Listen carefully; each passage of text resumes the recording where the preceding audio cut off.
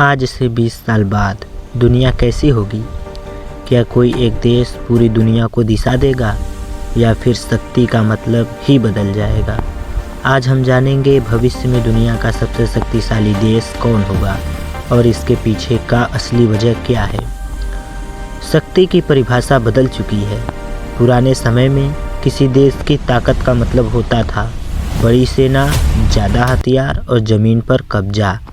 लेकिन आज भविष्य में शक्ति का मतलब है उन्नत तकनीक, कृत्रिम बुद्धिमत्ता AI, मजबूत अर्थव्यवस्था, डेटा और सूचना पर नियंत्रण, वैश्विक प्रभाव। जो देश इन क्षेत्रों में आगे होगा वही भविष्य का नेतृत्व करेगा।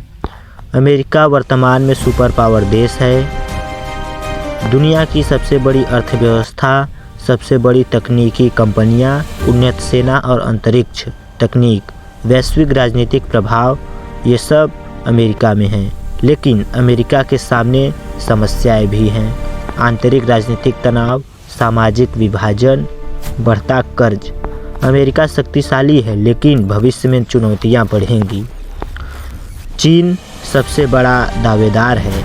चीन बहुत तेज़ी से आगे बढ़ रहा है। चीन की ताकत, AI और निगरानी तकनीक, विशाल उत्पादक क्षमता, लंबी अवधि की योजनाएं, सरकारी नियंत्रण। चीन का सिद्धांत है तकनीक और नियंत्रण को जोड़कर शक्ति। लेकिन कमजोरियां, व्यक्तिगत स्वतंत्रता की कमी है, कई देशों का भरोसा न होना। भारत भविष्य की सबसे बड़ी उम्मीद है। भारत को भविष्य का देश कहा जाता है। भारत की ताकत, युवा जनसंख्या, बढ़ता तकनीकी क्षेत्र, लोकतंत्र, वैश्विक विश्वास। अगर भारत शिक्षा, नवाचार, अनुसंधान पर ध्यान दे तो भारत भविष्य की वैश्विक शक्ति बन सकता है। असली लड़ाई किसकी है? भविष्य की लड़ाई देशों के बीच नहीं, तकनीक और दिमाग के बीच होगी।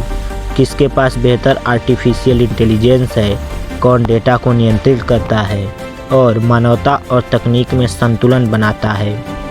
चौंकाने वाला सच तो यह है कि भविष्य में कोई देश सबसे शक्तिशाली न हो, बल्कि तकनीकी कंपनियां, आर्टिफिशियल सिस्टम, डेटा नेटवर्क देशों से भी ज़्यादा शक्तिशाली बन जाएंगी। यही भविष्य की सबसे बड़ी चुनौती है। भविष्य का सबसे शक्तिशाली देश वही होगा जो तकनीक को समझे, आर्टिफिशियल इंटेलिजेंस को नियंत्रित करे और मानवता को प्राथमिकता दे। शक्ति तकनीक में है लेकिन दिशा इंसान को तय करनी होगी। आपके अनुसार भविष्य में सबसे शक्तिशाली देश कौन होगा? कमेंट में ज़रूर बताइए। लाइक करें, सब्सक्राइब करें।